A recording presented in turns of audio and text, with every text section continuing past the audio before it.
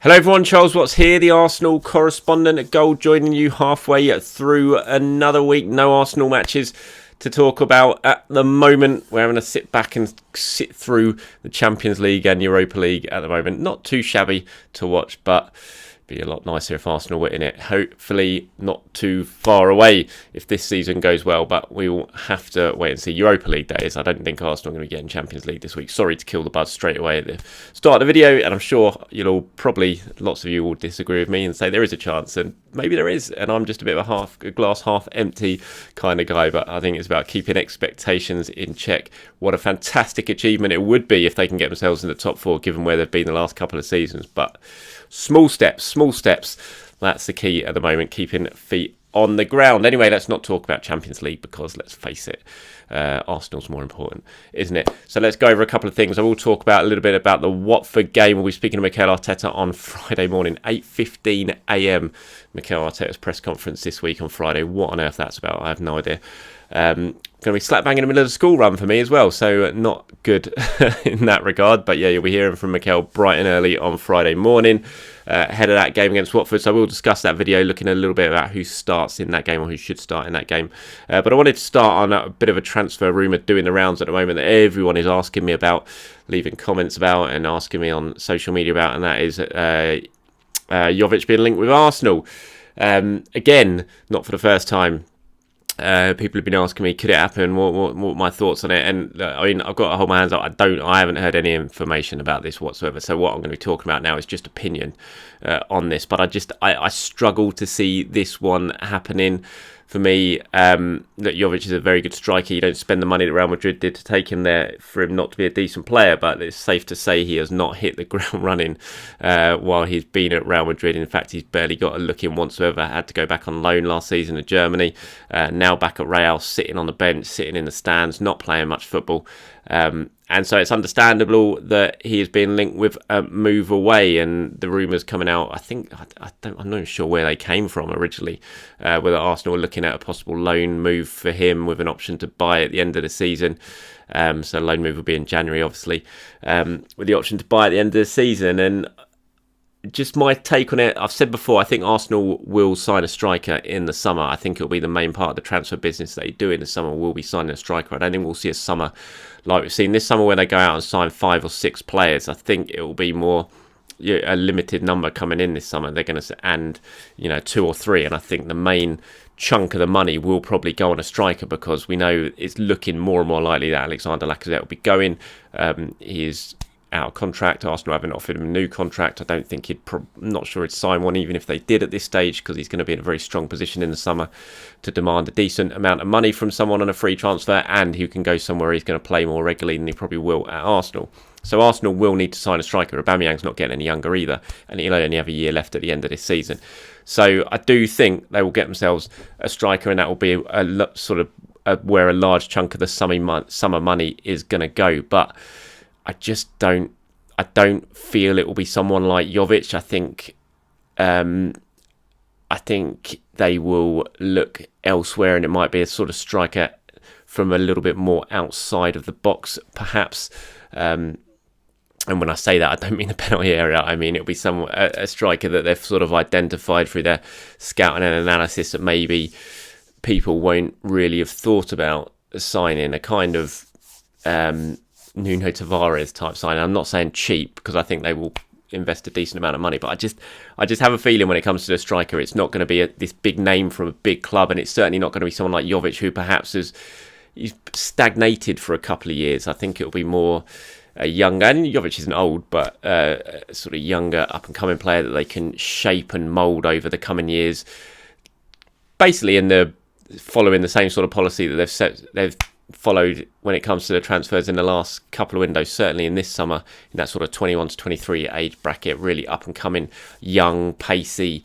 I think he'll have a lot of decent movement perhaps, but that's where I see, and this is just opinion, obviously I might be totally wrong, and Arsenal go and sign Jovic and do that anyway. And if that has happened, then I hold my hands up. Like I said, this isn't based on any information I've got. This is just me sort of thinking about from how Arsenal are operating at the moment, the sort of players that they're looking at and how their recruitment is going, I don't really see it being a Jovic type of striker. I feel it is going to be someone a little bit different. Someone, and I'm not saying it's going to be Jonathan David at Lille, but that sort of player, perhaps when it comes to who Arsenal look at their new sort of long-term striking option who could come in. And again, if you're a news aggregator or your website, don't go out and say, Charles Watts says Arsenal are going to sign Jonathan David from Lille. That's not what I'm saying. It's just a sort of striker in his mould, or a young attacker in his mould who can move across the pitch. Isn't maybe not just an out-and-out centre forward, but again, we'll have to wait and see. I think it's a long time off. I'm not sure Arsenal would do anything in January when it comes to the striker either. Yes, they might well be losing. Well, they will be losing Aubameyang for a bit of time for the African Cup of Nations, but I think they'll hope that they've got enough to cover for that. So I think it will be waiting for the summer. I don't really see it going to be a loan option in January when it comes to signing a forward. I'm just not sure Arsenal are going to do much business in January at all, really, considering the amount of business they did in the summer and the size of the squad they've got already. I think they'll hope they've got, Lacazette still here in January, Martinelli who can fill in if needs be. Eddie Nketiah is still at the club. I just don't. I'd be surprised if they go out and sign a striker on loan in January, and I'd be even more surprised if it's Jovic from Real Madrid. So that's my view on the rumours doing the round. Let me know what you think. Would he be a good signing if they did go out and sign him and surprised us all? Let me know. If not, who should Arsenal look to sign? What striker would you like to see Arsenal sign? Maybe not in January, but in the summer when it looks very, very likely that they will be bringing in a new forward. As always, please do let me know what you think, and I'll have a look, see what your views are. So that's my opinion on the Jovic to Arsenal rumours that are doing the rounds. Okay, Watford on Sunday, 2:00 kickoff. Nice time that, I have to say. You can go out, have beers before, beers after. Just a really nice kickoff time, 2:00. So looking forward to that one back at the Emirates. Arsenal looking to build on the momentum that they've picked up over the last couple of months. Unbeaten in 9, obviously, in all competitions, 7 in the Premier League, 6th now in terms of the league table where they are, and this is a really good opportunity to try and get 3 more points on the board before that very, very hard trip to Liverpool after the international break. I mean, it's been a great 2 months for Arsenal. They'd love to finish this one off, this little period off before the international break, with another win against the Watford side, who been very hit and miss since Ranieri's come in. Lost 2 home games, went and hammered Everton away though, scoring 5 goals in the process. Played on the counter-attack that day and did very, very well. So that's something Arsenal are going to have to look out for.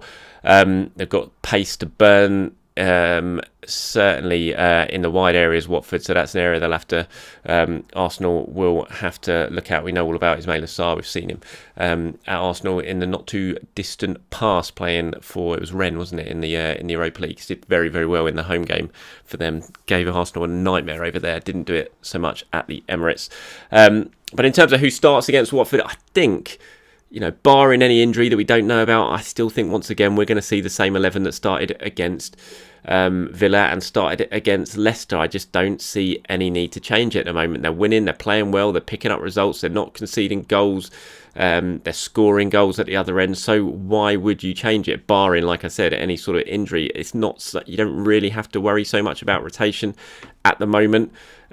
Certainly not in this period of games. It's going to get slightly busier as we head in after the international break, head into the festive period when games are going to start coming thick and fast. That's the sort of time when you rotate. But right now, I just think you're going to see the same starting 11 unless Kieran Tierney is fit. And even if he is fit, or past fit, I'm just not sure they'd throw him straight back into the starting 11 and take any sort of risk with him, given how well Nuno Tavares is playing. So for me, when it comes to who starts, it's going to be what we're expecting recently. It's going to be Ramsdale, Tomiyasu, White, Gabriel, Tavares, Sambi, Partey, Saka, Smith Rowe, Lacazette and Aubameyang. I'd be really surprised if there are any changes to that aren't enforced.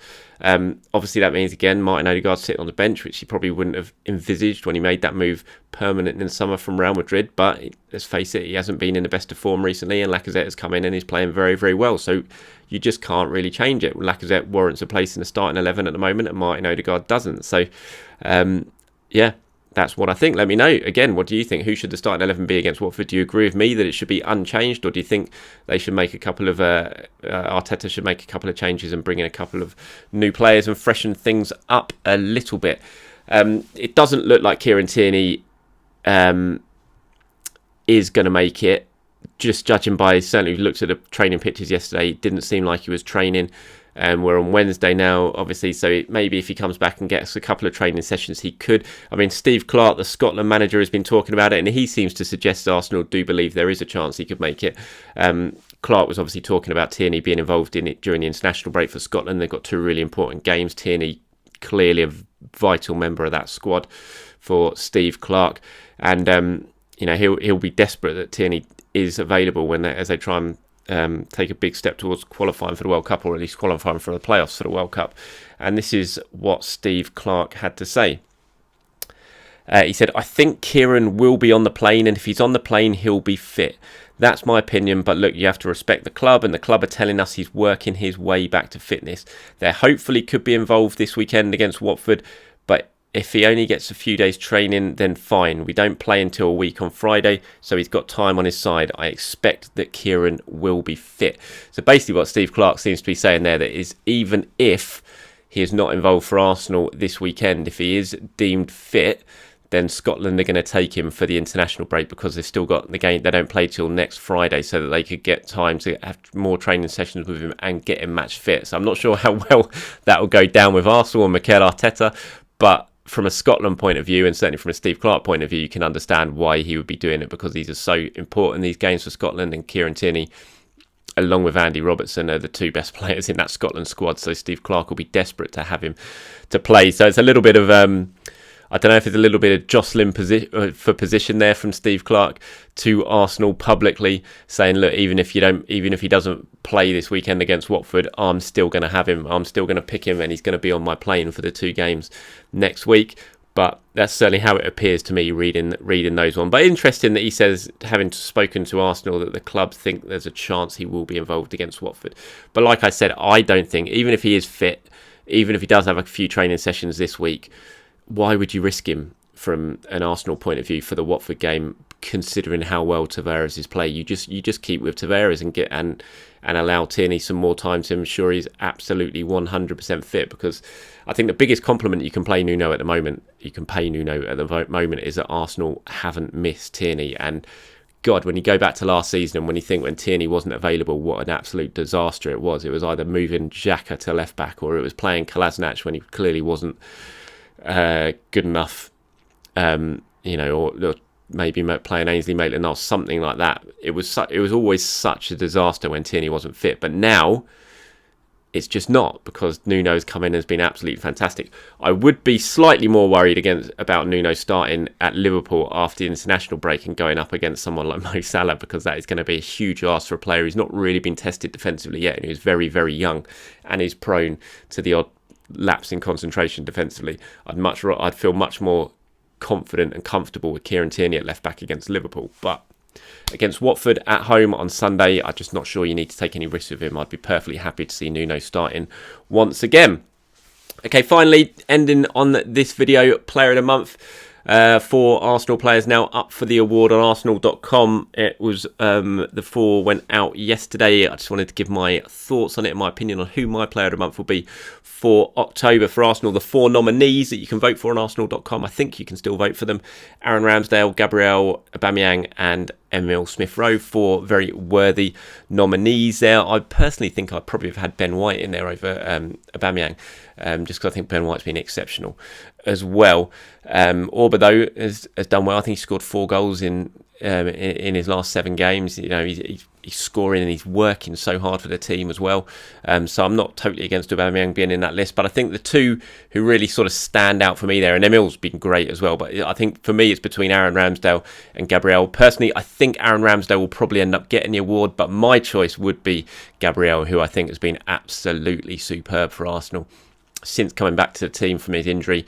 The last couple of months, he's just made such a huge impression. I love that partnership between him and Ben White and how it seems to be getting better and better. We're seeing the Gabriel that started full of confidence when he first arrived at Arsenal last summer, before he got the injuries, before he got hit with COVID, and then had that sort of shaky end to the season. It's just looking absolutely dominant right now. Gabriel is scoring goals. We saw a fantastic header against Leicester, and defensively he is just really that rock, and I think having Gabriel there is really giving Ben White the freedom now to what we've seen in the last few weeks for him moving forward, taking the ball out from the back and embarking on those runs that we've seen Ben White do at the moment. So 4 very, very notable and very warranting nominees there for the Arsenal's Player of the Month award, but my opinion on it, I think Gabriel will get it personally, or I think Gabriel should get it, but I have a feeling, especially after that save against Leicester, that it will probably end up being Aaron Ramsdale. Let me know, who is your Arsenal Player of the Month? Let me know, as always, in the comments below. Thank you very much for watching, everyone. Appreciate your time, as always. Enjoy the rest of your day, and I'll speak to you very soon.